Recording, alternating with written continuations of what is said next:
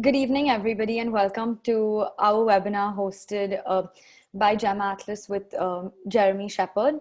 Jeremy Shepherd is the author and instructor of pearlsisone.org and a member of the Cultured Pearls Association of America's Board of Directors. He is also the founder of pearlguide.com news and community forums and CEO of the e-commerce retailer pearlparadise.com. GemAtlas is a global B2B networking platform of the gems and jewelry industry. We provide a platform of equal opportunity to all industry professionals to take their businesses online and freely connect with one another and generate new leads at a global level. It is the month of pearls, and so we are honored to have Jeremy with us to share his valuable insights on the same. The topic for today is cultured diamond versus cultured pearls. If you see on your screen below, we have two buttons. We have a chat button that would help you converse with our team. And we have a Q&A section as well, in which you can put in your questions that will be answered at the end of the session. So over to you, Jeremy. Thank you very much, Nicole. I appreciate it. I'm going to go ahead and try and share my screen here. All right. And I think we're there. Excellent. Thank you, Nicole. I appreciate the introduction. Just to reiterate, my name is Jeremy Shepherd. I am with the Cultured Pearl Association of America and the Board of Directors. And today we're discussing something new, cultured diamonds, or lab-grown diamonds as they're officially known, but more recently, the FTC has allowed them to be called lab-grown and cultured together. So that's the topic of today's discussion. Quick background on me. I'm the founder of pearlguide.com news and community forums, as well as Pearl Paradise, and I'm on the board of directors of the Cultured Pearl Association of America. And I'm the author and instructor of Pearls is One, the Pearl education course put out by the Cultured Pearl Association of America in 2016. The course is now in 10 languages around the world, and we have just about 100,000 students. So it's been going pretty well. I've also been involved in a couple of movies, the Tahitian Pearl short film documentary and Power of the Pearl, which is a full-length feature documentary. Over the course of my career, I've been in the pearl business now for 21 years, since 1999. I've had the pleasure of visiting pearl farms in 9 different countries. You'll see 8 of them there up on the screen. The only one I left out is a pearl farm in the United States. And the picture there you see is me and my wife. My wife is a jewelry designer. She owns a company called Little H. She carves pearls and sets gemstones inside of them. It's a pearl geode collection. Over the years, though, I've met farmers, like I said, from all these countries around the world, and learned so much about the industry and so much about the people behind the industry, and have really grown to love the industry. So today we're talking about, well, first of all, the FTC's ruling related to the use of the term cultured when related to diamonds, and of course what it means for pearls. We're going to talk a little bit about cultured pearls, farmed pearls, and how they differ specifically from diamonds as well, or cultured diamonds, lab-grown diamonds. And what we're finding is market confusion that's getting worse on social media and in the retail market here in the United States. And that this confusion is leading to a necessary solution. And we'll be finishing the webinar today with the proposed solution from the Cultured Pearl Association of America before we go on to questions and answers. So the FTC initially required people in the United States, or jewelers in the United States, and all retailers to utilize the term cultured before the term pearl for all farmed pearls. Now, they did this in 1957. The term cultured, as applied to pearls, has been around for about 50 years prior to that. But before 1957, there weren't really a lot of cultured pearls in the market, especially in the United States. In fact, cultured pearls, or farmed pearls, really came to the US after World War II, when GIs went to Japan and came back with strings of cultured pearls for their wives and girlfriends back in the States. Some of you might remember those. They were called the 3.5 Monet strands because they weighed 3.5 Monet.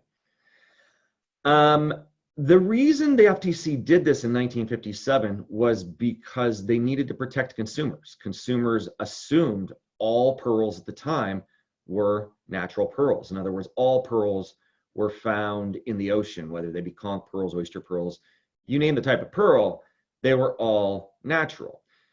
People had never heard of farmed pearls before, and there was a difference in value between farmed pearls and natural pearls, based on rarity, of course. So the FTC needed to make sure that retailers were honest with their customers and letting them know that these are actually farmed pearls. And at the time, it was extraordinarily important because there was a time, what was it, 1916, I believe it was, that the Cartier building in New York was purchased for a strand of pearls. So they were extraordinarily, extraordinarily valuable. And today, they're extraordinarily valuable too. My wife, who you just saw on the last slide, she loves her natural pearls. She gets conch pearls for just about every holiday. She has natural oyster pearls. She's got a natural freshwater pearl strand. Natural pearls are some of the rarest gems in the world. In fact, I'd be surprised if they aren't the rarest gems in the world. You can harvest 10,000 wild oysters and possibly find one gem quality pearl. Maybe a few low quality pearls, but finding fine quality pearls is extraordinarily rare. Since 1957, the FTC has reiterated its position on the use of the term cultured and its requirements. In 2000, they made amendments to the jewelry guide and also reiterated the term cultured must be used. Again in 2001. But in 2018, they made a decision that changed things. In 2018, they decided to allow the term cultured to be applied to lab-grown diamonds. There was an article in Forbes, and I just put a quote up on your screen. Much like the concept of cultured pearls has been widely adapted and accepted by mainstream consumers as simply pearls, lab-grown or cultured diamonds are headed in the same direction. It brings us to an interesting point. In 1957, there was, everyone thought pearls were natural pearls. Today, the market is dominated by farmed pearls. Now, there are a lot of other markets that could be say they're dominated, but this domination is 99.99999 some odd percent. In other words, when anyone goes to a store to buy pearls, unless it is a very specialized store or in a part of the world where natural pearls are much more readily available, people are going to buy cultured pearls. Today, consumers refer to cultured pearls just as pearls.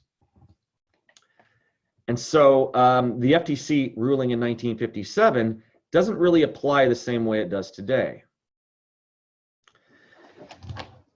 So last year, late last year, the Cultured Pearl Association of America went to Bahrain to discuss this issue with CIBJO and the Pearl Commission. And before we did that, we took a poll. We took a poll, actually Kathy Grenier from the Cultured Pearl Association of America took a poll of independent jewelers and asked them basically what are the two types of pearls on the market today. And if the FTC decision or the FTC ruling is correct, the two types of pearls are cultured pearls and natural pearls. Well, out of about, let's see, we got 154 independent jeweler responses when we did this poll. And you can see that most jewelers assumed we were talking freshwater or saltwater or Akoya or freshwater. The interesting thing was, although this is law, not a single jeweler, not even one, said that the two types are natural and cultured. So let's get into a little bit the differences between a natural pearl and, a cultured pearl and a cultured diamond. Cultured pearls are real pearls. They are farmed in the ocean. They're farmed in pearl oysters in pearl farms all around the world. They're grown the way they're grown in nature. They're just assisted by man.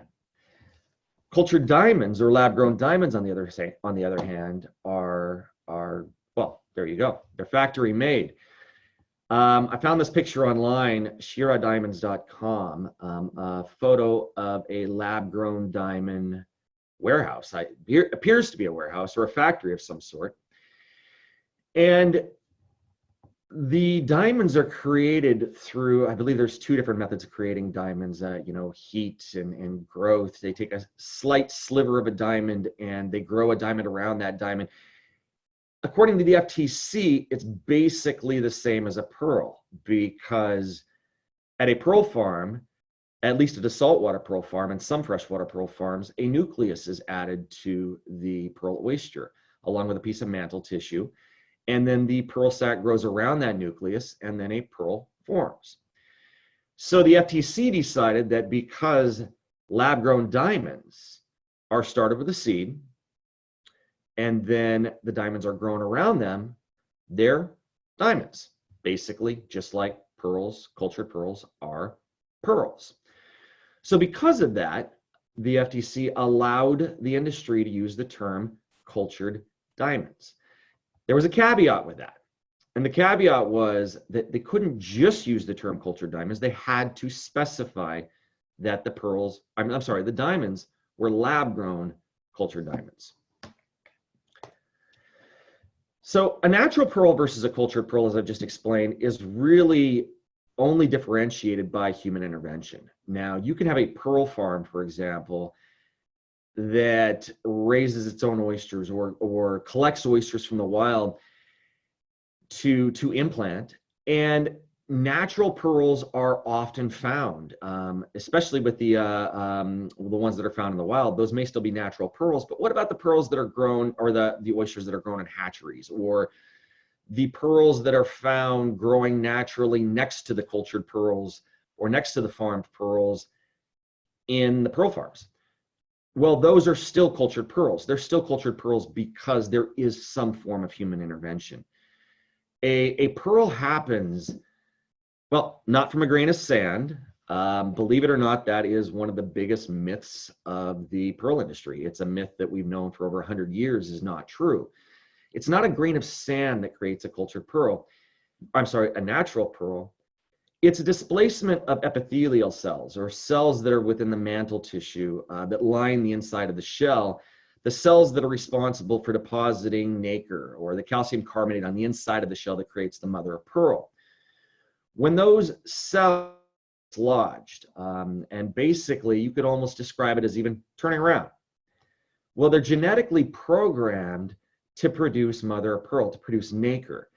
And so what happens, I mean, there's a lot more steps in this than just this, so this is very, very basic surface level. But what happens is those cells become dislodged, and they wind up inside the body of the oyster, inside the body of the animal. Apart from the mantle, that's where a pearl grows. That's how a pearl grows. Those cells are genetically programmed to do what they've been doing their entire existence, which is just produce mother of pearl. So basically, a whole pearl, a natural pearl, is mother of pearl that grows wholly by itself within the shell instead of being attached to the shell. So how it's done? Well, you've heard of the grain of sand theory, I'm sure. Most people have heard of the grain of sand theory. But the reality is it could happen for many different reasons. The shell gets damaged. Imagine if a shell gets bit by a sea animal and some of those cells become dislodged.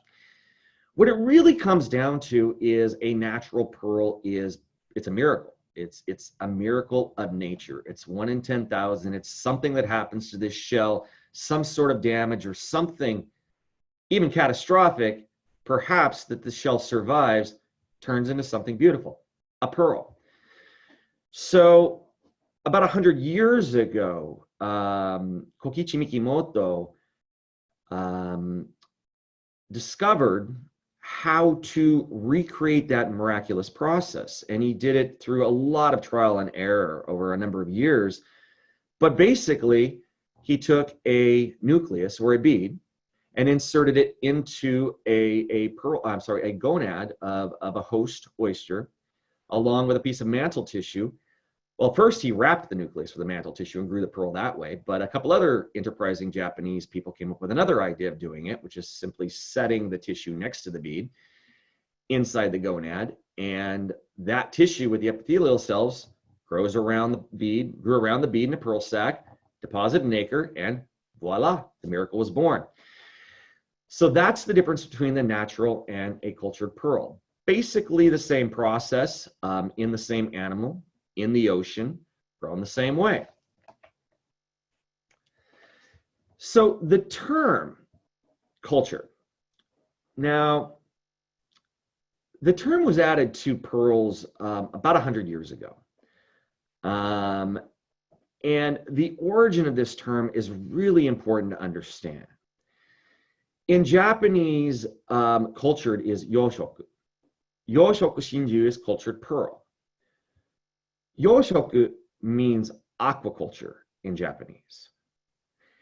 And if you research the etymology of the word cultured, in fact, you can go to etymology online and you'll see that in 1907, according to etymology online, I did in fact check etymology, cultured meant aquaculture. In fact, it was the adjective form of aquaculture. So literally the term cultured meant farmed in water. So it's easy to see why the term cultured would be applied to pearls, because of course they were farmed in water. And they needed to differentiate cultured versus natural or farmed versus natural so that we wouldn't have market confusion. That seemed to have worked for a while, but market confusion has grown and has gotten worse for some pretty specific reasons. I've touched on a little bit of this already, but cultured pearls, of course, make up almost all the pearls that are available on the market. More than 99%, much more than 99%.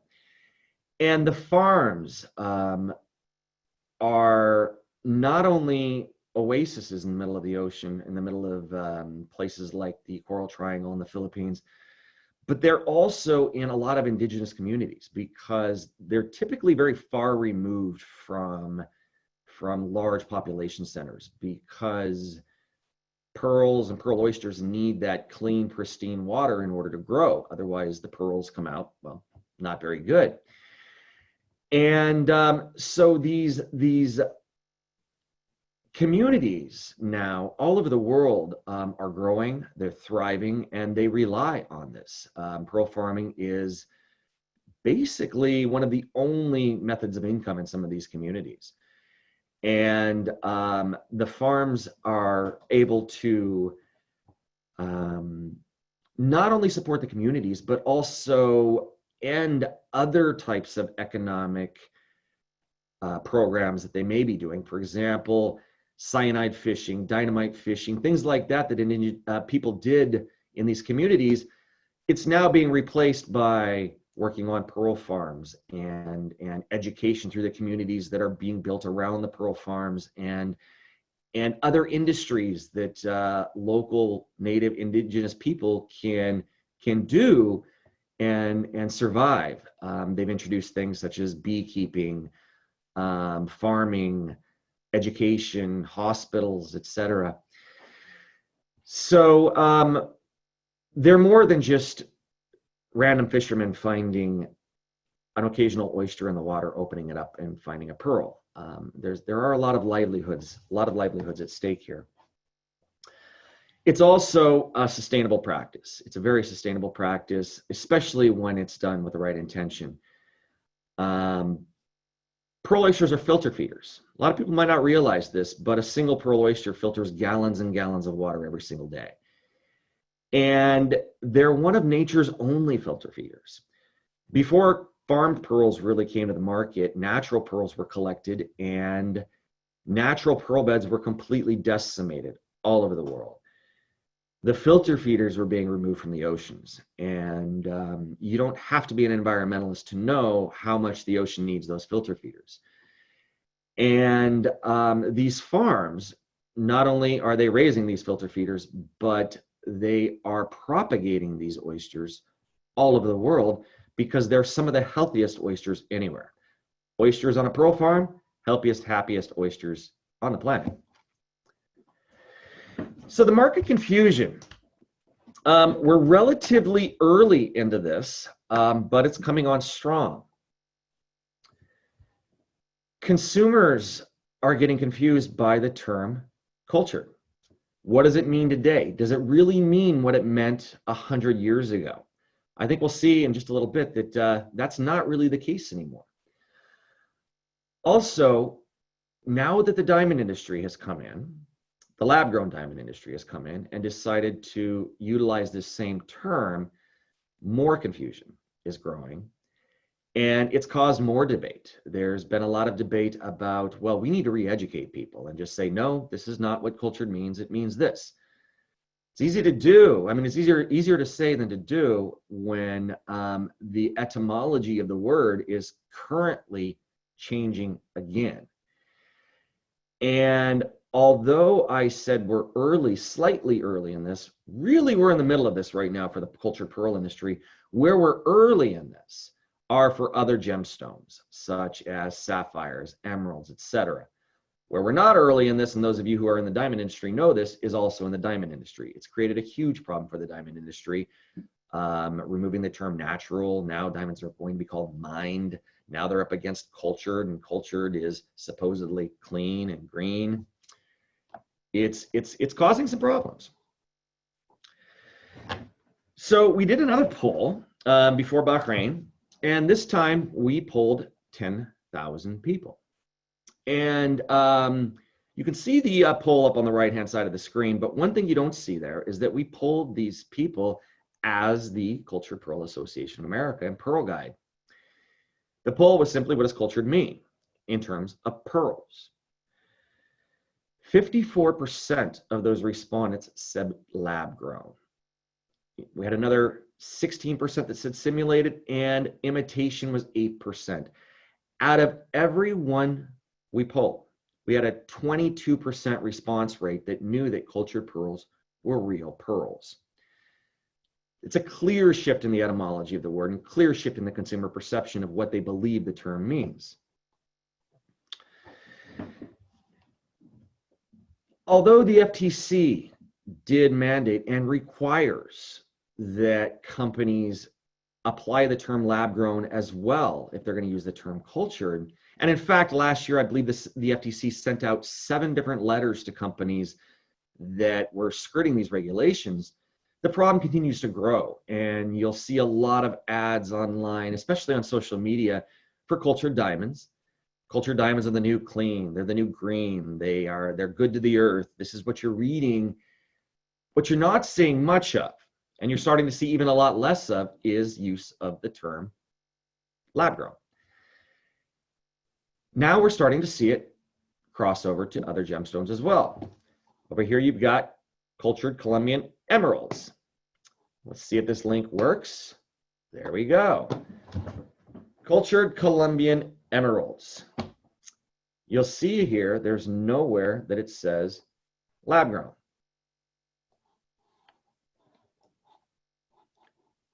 And if I screw up the screen somewhere, please let me know, guys, and I will fix it.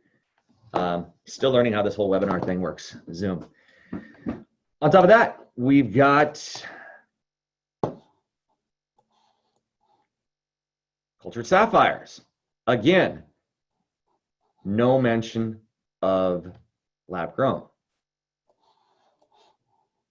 I believe that's the same link.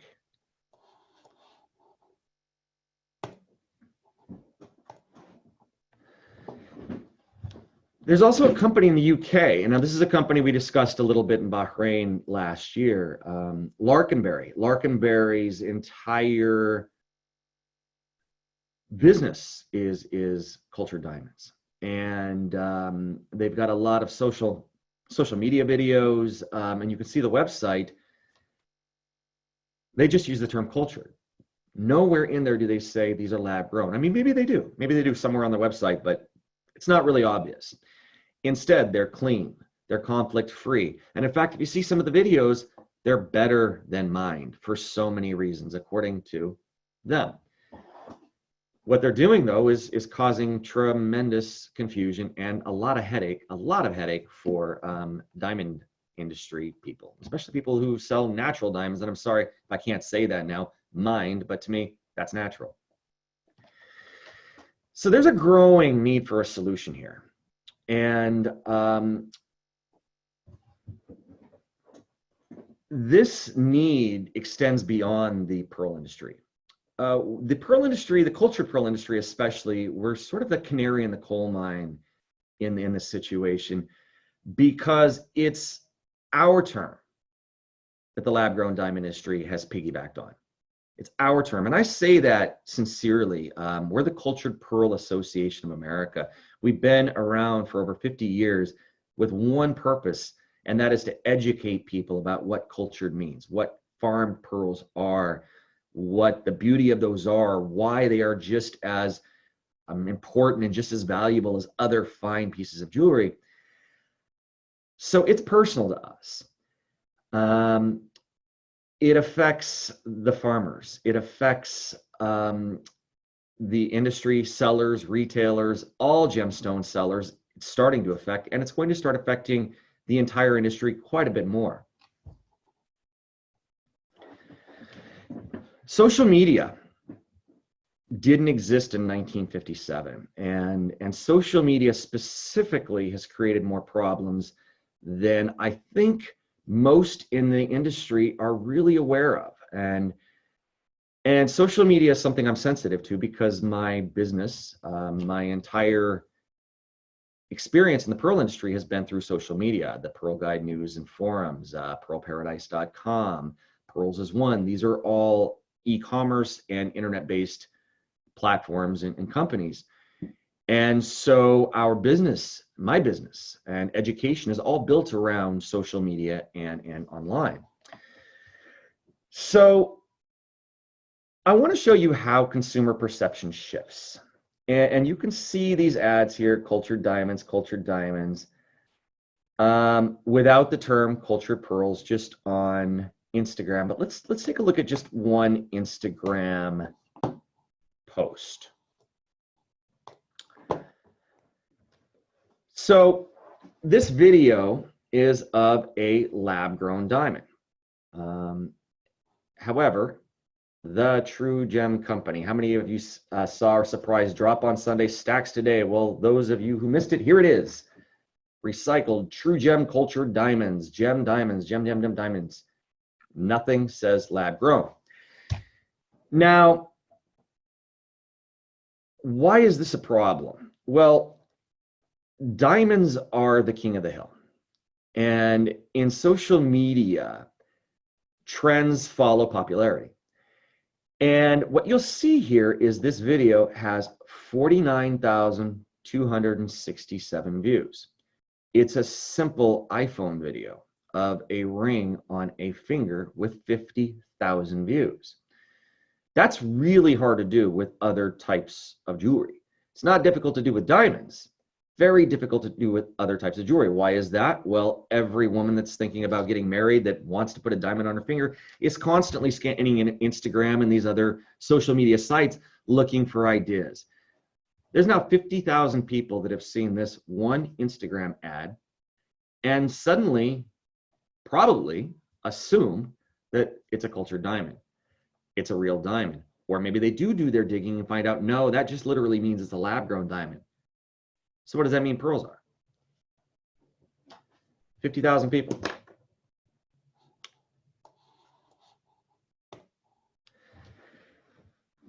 When I say a canary in the coal mine, I really am referring to we are on the edge of this, given that we are the pearl industry. And as we just saw, you know, the emerald industry, other stone industries may be following in the footsteps of this. The reason education is not the easiest way out of this is simply because of economics. The diamond industry is an $82 billion industry, according to HJ Research. A study was done last year on the pearl industry, and it showed that the pearl industry was a $3.5 $4 billion industry. 3.4, 82 billion. The gemstone industry, apart from diamonds, all the other ones together, it's about a $50 billion industry. So cultured pearls are a very, very small segment of the entire global jewelry industry. And we're also the first ones to see this because of the term cultured. And we're up against an education problem that is being financed by the other half of that diamond industry, or the lab-grown diamond industry. So last year, before we went to Bahrain to discuss this issue, we had a meeting with the board of directors of the Cultured Pearl Association of America, and our objective was to find a solution for this. How can we change the trajectory of what's happening to our word, change the trajectory of what's happening to consumer perception about farmed pearls and other gemstones, and the confusion that's happening right now around lab grown, which I might add, that confusion is not accidental. I don't think FTC should have made that decision, because it was completely intentional to piggyback on cultured pearls. Our solution is pretty simple. Just remove the term cultured. Just remove the term cultured, period. That's it. Use correct classification. We believe the term cultured has run its course. The etymology has changed. Consumer perception has changed. It no longer means what it meant 100 years ago. What that means is the FTC decision is now outdated. What that means is our education in cultured pearls is now outdated. It no longer follows consumer perception of the term, and it's no longer following the market. So our proposed solution is just to remove the term cultured from FTC terminology, period. In fact, ban it. No diamonds, no emeralds, no sapphires, no cultured pearls. They're farmed now. We also propose using correct classification. Now, we're not going to get into the classification of what lab-grown diamonds should be called, but we can assist with the classification of what pearls should be called. And then our other solution, or part of the solution, is to educate consumers and retailers. And we can do that.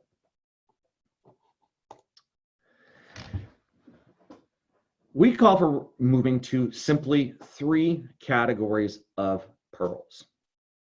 Pearls fall into 3 general categories. And these 3 categories are pretty important to differentiate, because they are really the differentiation of value in pearls. The 3 types of pearls are natural, saltwater, and freshwater. Now, there are other types of pearls, like natural freshwater pearls. You could also have Keishi pearls, natural Keishi pearls, or saltwater Keishi pearls, and different types of pearls, but they all fall into 3 general classifications: natural, saltwater, and freshwater. In the industry, the biggest confusion right now is between saltwater and freshwater, not natural. In China, we have nearly 1,500 metric tons of pearls being produced every single year, and a growing industry of bead nucleated pearls. These bead nucleated pearls look strikingly similar to South Sea pearls sometimes. And now we're getting new bead nucleated smaller freshwater pearls as well, in the 7, 8, even actually 6, I've seen, millimeter size range, that are starting to look very, very similar to saltwater. And that's where the confusion is. Go to Alibaba today, type in natural pearls, see what you find. Go to eBay, type in saltwater pearls, see what you find. You'll find 99% probably freshwater pearls being passed off as saltwater pearls. Why is that? Because of the difference in value. A fine strand of Akoyas, you can spend $1,000 easily, $2,000, $3,000, $4,000, $5,000 even. It's pretty hard to spend that much on a fine strand of freshwater pearls, unless you're talking about something really rare. Natural pearls, on the other hand, let's put it this way. I've seen a single natural conch pearl that my friend Jeremy Norris brought.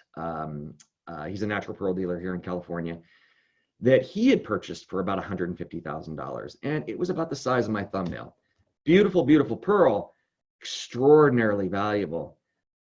That's something that needs to be differentiated. That's not a farmed pearl. It's not a freshwater pearl. It's a natural pearl. So for us, the solution is simple: natural, saltwater, and freshwater, but they're all pearls. So there's some implications here into making such a big change. There is a learning curve. We have spent, like I said, about 50 years now as the Cultured Pearl Association of America, educating consumers, educating jewelers, retailers, wholesalers, basically anybody who will listen about cultured pearls. So it's a new education. It is absolutely a new education. There is also, there are issues about natural pearl identification. There are people who are strongly opposed to removing the term cultured to protect the natural pearl industry and to protect what they also believe is consumers that aren't confused. And rightly so. The natural pearl industry is a very small niche industry, but there's an entire industry growing right now in Bahrain, which we saw a few months ago. And it's an important industry. It's small, it's niche, but it's one that we love. It's part of what we do. We're not in competition with it. It's important. And the other challenge, of course, is that we've got to talk to the FTC. We've got to lobby the FTC. We've got to get the FTC to see the light and understand what it is that is happening now because of the decision that they've made and where consumers are. On the positive side of making this change, there's less confusion. That's what it comes down to. There is less confusion. The confusion right now, saltwater and freshwater. It's not natural, saltwater, or freshwater. I mean, it's not natural or cultured, saltwater and freshwater. Less confusion. Over the last 21 years, the number of times I've had to explain to clients what a cultured pearl is, the number of emails we've received saying, are these actually pearls? Or are they simulations or like cultured or something? It's much, much more common than I think people realize. And also, a big difference here is that by separating out saltwater and freshwater pearls are no longer just cultured pearls. Saltwater pearls are no longer just cultured pearls.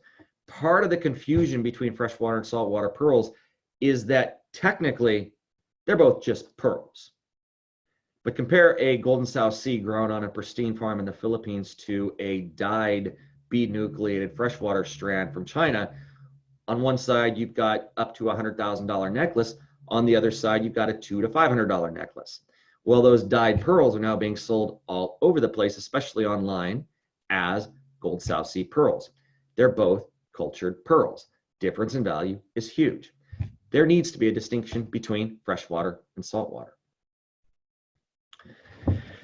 So in order to implement this proposed solution, the Cultured Pearl Association of America is first lobbying the FTC. We are partnering with a firm that is practiced at this, a lobby firm that is taking us down the path to lobby the FTC to get these changes made. We are hoping to get this done this year. That's our goal. Once we do, the Cultured Pearl Association of America will be changing its name. We're going to be called the Pearl Association of America. And then to the education. As I mentioned before, we've got about 100,000 students in Pearls as One.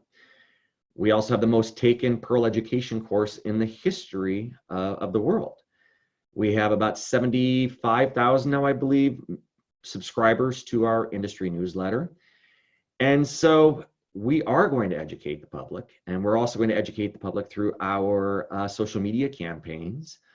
Our Pearls as One success, the nearly 100,000 students, is through primarily our Facebook education campaigns, our Facebook social media campaigns, and our Instagram campaigns.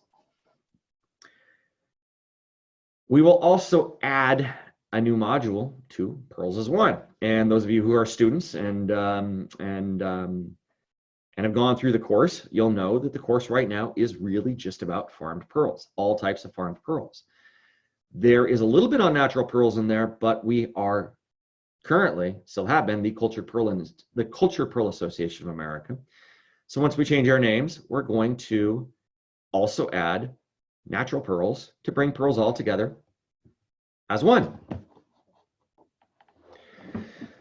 So in summary, times have changed now. This is no longer 1957. It's 2020. And in 2040, if we haven't addressed this issue by then, well, I think it's pretty clear to see what we're going to be seeing if something isn't done. We are going to remove the term culture. That's our goal. And I think we're going to accomplish it and focus on just those 3 pearl categories: natural, saltwater, and freshwater.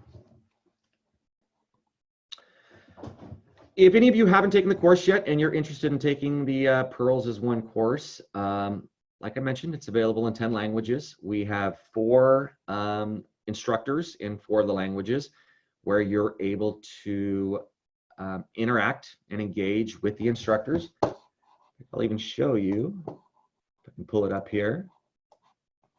All right, it's on this screen. This is slide 1 of the course. And you can see you can engage right here, 2,793 comments.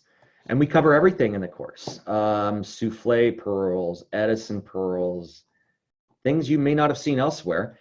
And this is the English course. And so you interact with me. I've been the instructor on this course now since 2016. And just in the English course, since 2016, I've fielded about 50,000 questions and comments. Actually, slightly more than 50,000. It's about 51,000, I believe now, or 52. The course is $599, but if you use the coupon code GemAtlas, it is free. It'll discount it 100%. One of the other Pearl instructors there is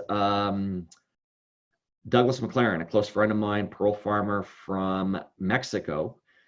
There are other languages other than English that are available, but this code will only work for the English version. If you would like the another language version, just send me a message and I will get you a code for another language as well.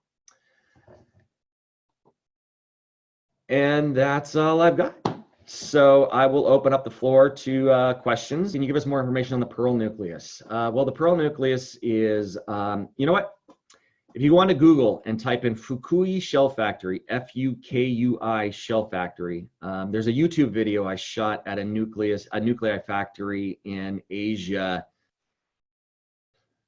when I went with the GIA to write the Pearls course. So I think it was in 2002 or 2013. So everything you want to know about the nucleus is in that video, and there's also several slides in the course about the nuclei. So you can learn how it's made and what it's composed of and how the pearl grows around it and everything. Is the amount of energy and cost to create lab-grown diamonds more than creating cultured pearls? That one I don't know, but it's a good question. I'll go ahead and I'll take a look at that. So Rajendra mentioned that when you sell pearl jewelry, your customers ask which pearls are these, and you say freshwater and saltwater, and they say no, they want real pearls. I don't know where you are located, and you might be in a part of the world that natural pearls are still more prevalent. That's not something I get as often, at least online. But then again, most people who do shop online research online before they shop online. So today, most people have sort of had a little bit of an education by the time they get to me. What I do though is I spend the time to basically just educate them and show them what is pearl farming, and also inform them that what they really are looking for 99% of the time are cultured pearls, freshwater or saltwater pearls, not natural pearls, unless they're quite wealthy and they want something very, very, very special. Common test to know whether the pearl is natural or cultured. Common test. The common test, that's done by site, but that's not a test any collector is going to accept if you're going to try and sell those pearls at a good market value.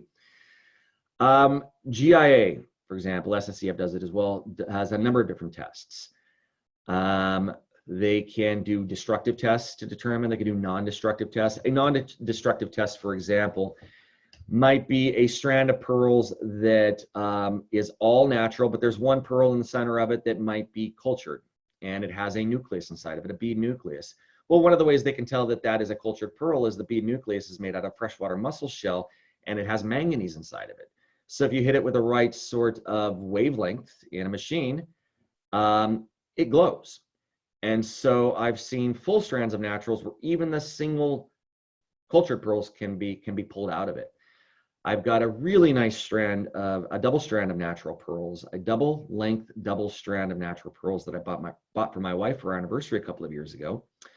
And I got it certified, and GIA found one cultured freshwater pearl. They assume it's cultured in this strand of saltwater pearls. So a lab can do it quite easily. Where the lab sometimes runs into issues are on some pearls, especially single pearls, a single K-sheet pearl or a single non-bead nucleated pearl that is difficult to distinguish from a natural. There's also other things. People have actually used natural pearls as nuclei to confuse them as well. But GIA is pretty good at this, and so is SSCF. Nicholas Sturman in Bangkok, he runs the Bangkok GIA, gave me a tour of the Bangkok GIA's pearl laboratory a couple of years ago and showed me all the different ways that they're able to differentiate between natural and cultured. And it's a very, very well-developed science. So in terms of like the basic, method, I wouldn't say there is a basic method. Even when I spot a natural or a strand of naturals, I could say I'm 99% sure because they do look different, but no one would buy it unless I had the certification that proved it. Okay, present South, they seem disinterested. Real pearls, I want South Sea pearls. They seem disinterested. South Sea pearls aren't as well understood as other types of pearls, Akoya pearls and Tahitian pearls, and freshwater pearls for that matter. But South Sea pearls are the royal rice. They're the queen of gems. Our best clients, the ones who really get to know pearls, they love their South Sea pearls, and they fall in love with the story of the South Sea pearl. And the golden South Sea pearl, the white South Sea pearl, there's really nothing else out there quite like it. And they tend to be large. And so most people are accustomed to seeing small pearls, conservative pearls. Akoya pearls, the average is about 7 to 8 millimeters. South Sea strand, 12 to 14 millimeters. That's kind of Wilma Flintstone, if you're familiar with that reference. A little bit more difficult to wear. And of course, I would imagine most people sell fewer South Sea strands than just about any other strand unless they really specialize in that. But romancing it and giving the background of it and showing the value of it and the rarity of it and where they come from is a great way to sell those pearls. And I'd encourage you to take a look at the course. There's a section in there on Tahitian pearls, of course. There's also Fijian pearls from Fiji, a module on Cortez pearls from Mexico, gold pearls from the Philippines, Indonesia, and a module on Australia. So if you go through that section there, you will know, well, to basically be an expert on South Sea pearls. And then, pretty sure you can sell them. Some more information on Galatea. Maybe Galatea? Galatea pearls. So Galatea pearls, Nicole would like to answer this question.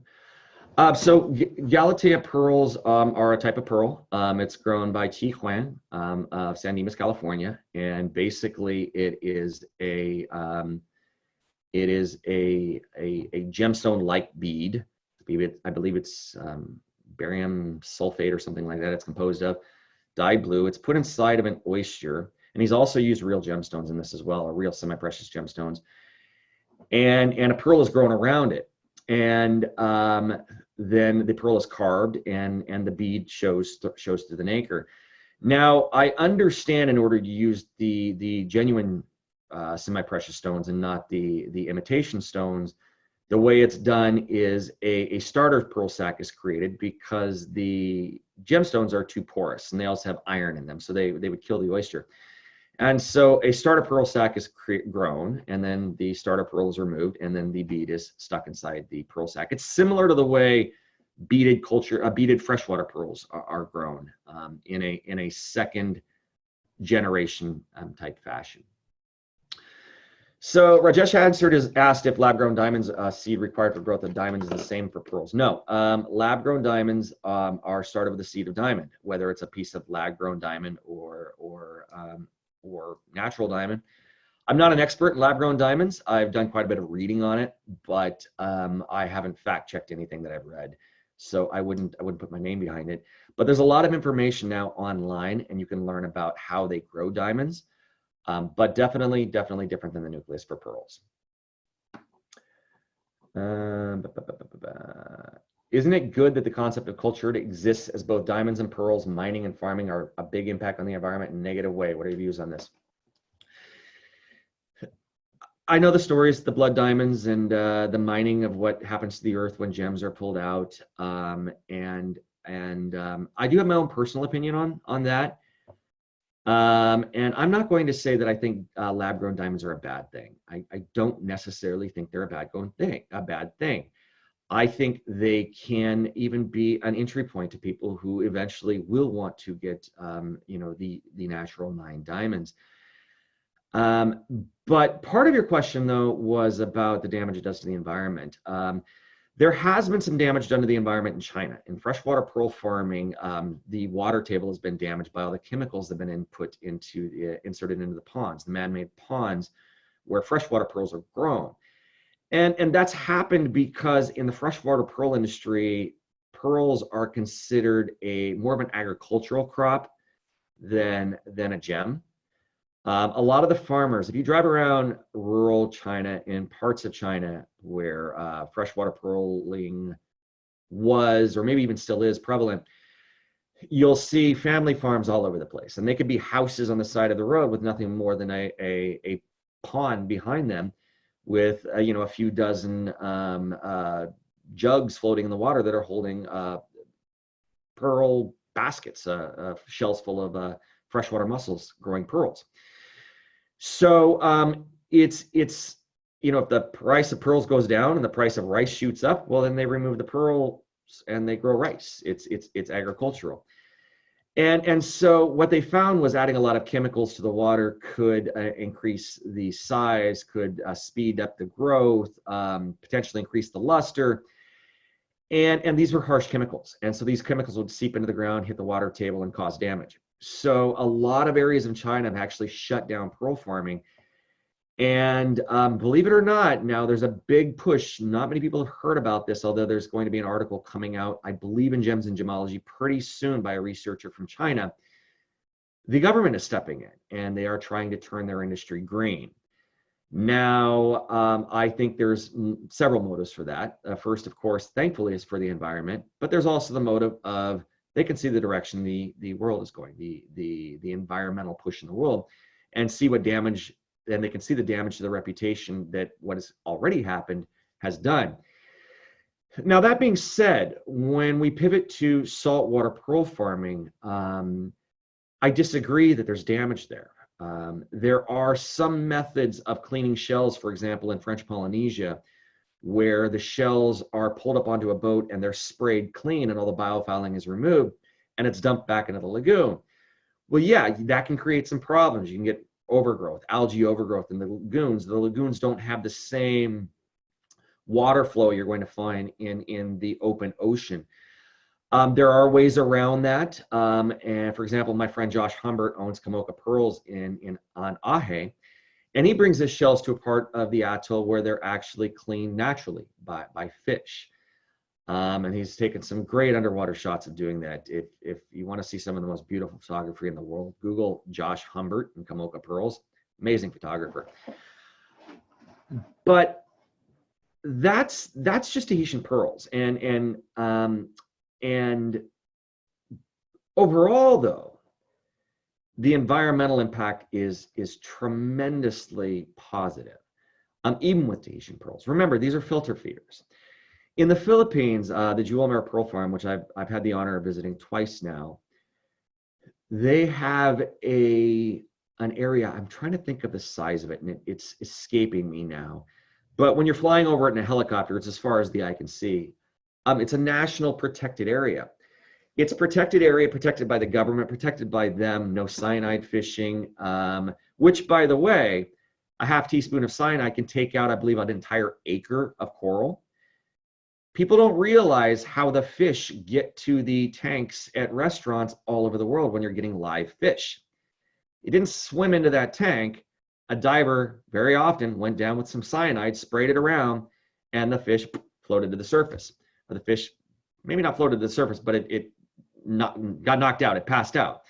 They collect the fish, then they ship them off to these restaurants where they are put in these tanks and they're live and revived. That's cyanide fishing. That destroys the ecosystem. There's also dynamite fishing, which, well, I don't really have to explain what dynamite does, but yeah, that's what it does. And so where these pearl farms are, it's an environmental oasis. It's not just the fact that they are producing these shells that are cleaning everything we as humans are dumping into the ocean. They're propagating these cleaners all over the ocean, like a fountain of youth in a way. And the areas where the farms are completely protected and are basically an environmental wellspring from in the areas where they are. And if you're familiar with the triangle in the Philippines, you'll understand how important that is and how devastating it is to the planet's environment that these areas aren't being protected and things like slash burning, cyanide, and dynamite are still going on. So, like I said, I have my own opinions about the diamonds, but on the pearl side, I'm an environmentalist, and I strongly support the environmental practices and the sustainable practices of the pearl industry. Let's see. Some of these I've already answered, so I'm going to skip down. How long is the process to make a cultured pearl? It depends on the type of pearl. When China was producing a lion's share of Akoya pearls, China got into the Akoya pearl industry years ago. They've gotten out of the Akoya pearl industry almost completely because of back-to-back typhoons devastating their industry. Pearls I saw were short cultured as short as 6 months. Now, granted, they had a paper-thin nacre around the bead. They were basically worthless. Believe it or not, there was a market for that, so farmers would sometimes still pull them out of the water that early.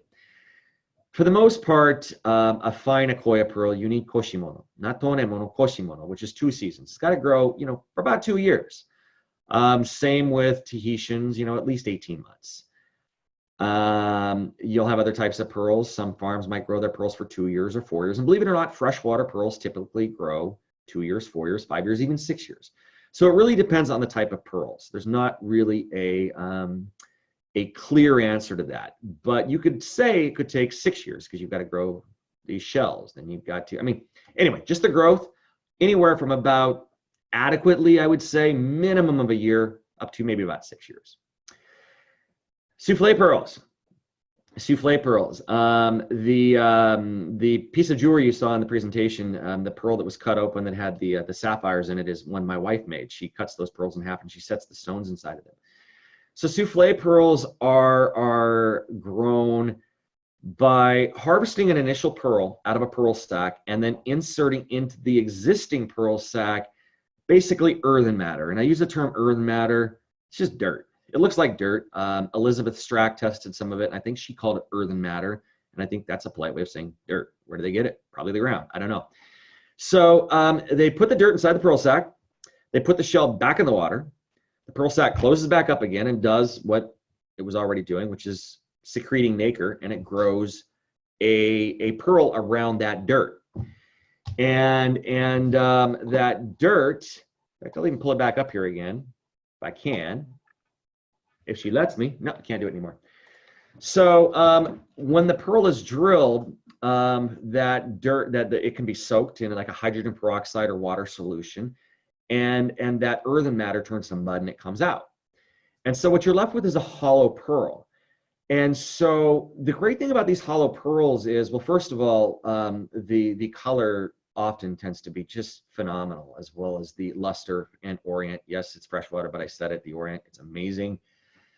And they're light, but the nacre is really, really thick. And I hope you saw that in the presentation, and you will see that in the course if you do go take the course. And so that's why my wife uses them so much, because she's able to set all these stones inside of these cavities. And well, she also has access to really nice pearls.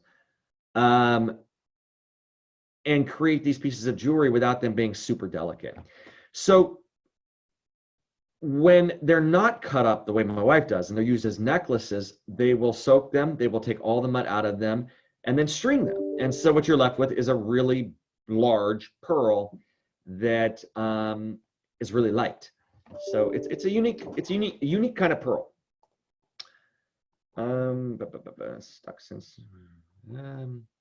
There's a lot of these questions in here that I think are kind of off topic, but you can reach out to me at just Jeremy, Jeremy, at pearlparadise.com, and I'd be happy to answer any of the questions that I'm not answering now. There's quite a lot of them here. So anyway, I'll grab a couple of other ones here. Can you get a pearl from an oyster without harming the oyster? Sarah Parker asked this. Yes, you absolutely can. In fact, we were just talking about souffle pearls. So the way you grow a souffle pearl is you harvest a pearl and you insert the dirt into the pearl sac.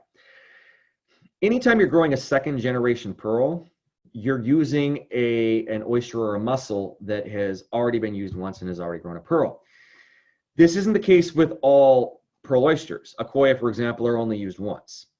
They only live till they're about 8 years old. They start growing a pearl after they're about 3. They can't really be used again. So when the pearls are harvested, the shells are harvested, and the shells are harvested. Back in the day, they were used almost exclusively for buttons. They're still, believe it or not, used for buttons today, but also they can be ground up. If you've ever bought pearl powder, cosmetics, you know, a lot of times the cheap ones will have just ground up shell. Sometimes they'll have real pearl powder, but often they'll have ground up shell. The innards of the shell are used for fertilizer, for animal food. And there is one part of saltwater oysters, pearl oysters, that's considered a delicacy, and that's the adductor muscle. And that part is eaten. So Akoya shells are always harvested when the pearls are harvested. So they are killed when the pearl is harvested. Tahitians, I would say 95% of the time, maybe even a little higher, they are, although they could potentially be used to grow a second generation or a third generation. Same with South Sea. With a gold South Sea, if a pearl is harvested and it's a fine pearl, they'll use that shell again. If it's a fine color pearl, I should say that, because who knows what the shape of the pearl is going to turn out to be. Who knows if it's going to grow a flaw, but color is most important in the Philippines. And freshwater pearls are freshwater mussels are the only ones, however, that are routinely used over and over again. If you open a shell, the last time I visited a farm in China, we opened a shell on a souffle farm, and we were witnessing the harvest of a souffle harvest. And one of the shells they had opened up, of course, you'll find the random tissue graft or the random, you could call them cassia, I guess, even though you're not supposed to because they're freshwater. Pearls that are growing alongside these souffle pearls. But you'll also see some other interesting things. You'll also see like fireball pearls that are grown attached to the shell. So what you're actually seeing is earlier pearls that were grown that couldn't be harvested. They broke through the pearl sac, they attached to the shell. Shows you how many times the shell has been used. So yeah, shells can be used more than once, but it's really specific by the type of shell. So I think I am just a few minutes over time here, but let me see if there's anything else. You know what? I'm gonna go right to the last one. And there, like I said, there are a lot of other ones that I'd be happy to ask, but I just don't have time for all of them. So again, please email me at jeremy@pearlparadise.com or just click contact within the course. It says, what changes do you think this pandemic will bring about in the pearl industry? Wow, that's a heavy one. That could be an entire new presentation. Well, this is one of them. Doing a webinar on pearls. Changes. That's a difficult thing to answer, but I do think that we're in for some of the biggest changes we've ever seen. I'm hearing a lot from people in this industry who are, who rely on trade shows, the gem shows. My friends in Asia who sell to retailers and wholesalers in the U.S. My friends and actual board members of the Culture Pearl Association of America who retail pearls as well and primarily sell at jewelry shows. Those are all canceled. A lot of jewelry stores around the United States are closed, and even the ones that are open, people are a little concerned. Not everyone, but a significant portion of the population is concerned, so people are not shopping the way they would traditionally shop. For us, this has led to much more of a focus of online. We do have a showroom in Los Angeles. We've had it closed now for several months. We are solely focused online. And I would say more than anything, engagement. And I would also say this is probably the biggest shift we're going to see in the industry, which you already are seeing today through this webinar, is engagement. Instead of meeting people face to face, we really don't have a choice of meeting them online or meeting them via email or via Zoom webinars.